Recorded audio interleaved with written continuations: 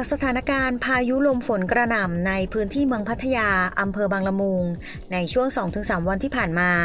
ทำให้ชาวบ้านที่ประสบปัญหาน้ำท่วมขังภายในหมู่บ้านนาคพักดี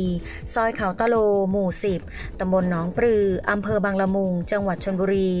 ต้องคอยอดตาหลับขับตานอนคอยเฝ้าระวังน้ำท่วมบ้านเพื่อเตรียมพร้อมขนข้าวของหนีน้ำจากการลงพื้นที่ของผู้สื่อข่าวภายในหมู่บ้านดังกล่าวพบว่าในหลายบ้านต้องช่วยเหลือตัวเองด้วยการนำกระสอบทรายมากั้นประตูบ้านเพื่อป้องกันไม่ให้น้ำไหลบ่าเข้าท่วมบ้าน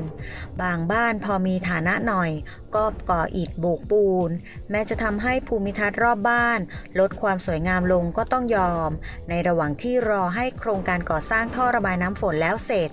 ซึ่งดำเนินงานโดยบริษัทเอกชนแห่งหนึ่งและมีบ้านอีก 2-3 หลังที่ปิดประกาศขายเพื่อย้ายบ้านหนีสภาวะน้ำท่วมขังก็มีลุงดำซึ่งอาศัยอยู่บ้านเลขที่ 110/40 ของหมู่บ้านดังกล่าวเล่าว่าทุกวันนี้ต้องอยู่อย่างหวาดระแวงต้องอดตาหลับขับตานอนคอยเฝ้าระวังน้ำท่วมกลัวน้ำไหลบ่าเข้าบ้านเรือนถ้าหากมีฝนตกหนัก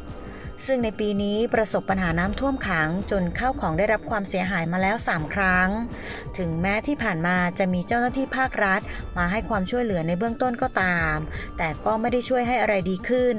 แต่ช่วง 2-3 วันที่ผ่านมาฝนที่ตกลงมาเวลาไม่นานนักเพียง10 กว่านาทีจึงไม่ทำให้เกิดน้ำท่วมขังก็พออุ่นใจไปได้บ้างทั้งนี้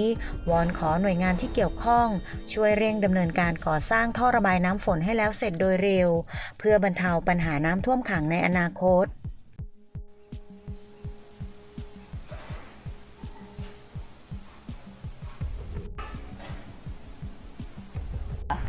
มันกระท่วมเลยตกหนักกระท่วมมั้ง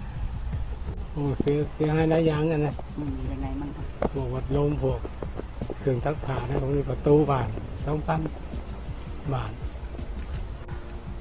ปีนี้ดู2-3 รอบแล้วนะบ้านนี้ก็ช่วยเนี่ยเจ้าของบ้านก็ช่วยบ้าน2 มือ3 มือแล้วแต่เสียหายมากเขาว่าจะทำขุดท่อตรงนี้สร้างถนนไปเนี่ยหลายเดือนแล้วเนี่ยจะเป็นปีแล้วเนี่ยเห็นขุดมันก็กลัวเหมือนกันเวลาตกกลางคืนอ่ะมันนั่งนอนนอนไม่หลับต้องคอยเฝ้าระวังอันตรายอย่างนี้คือ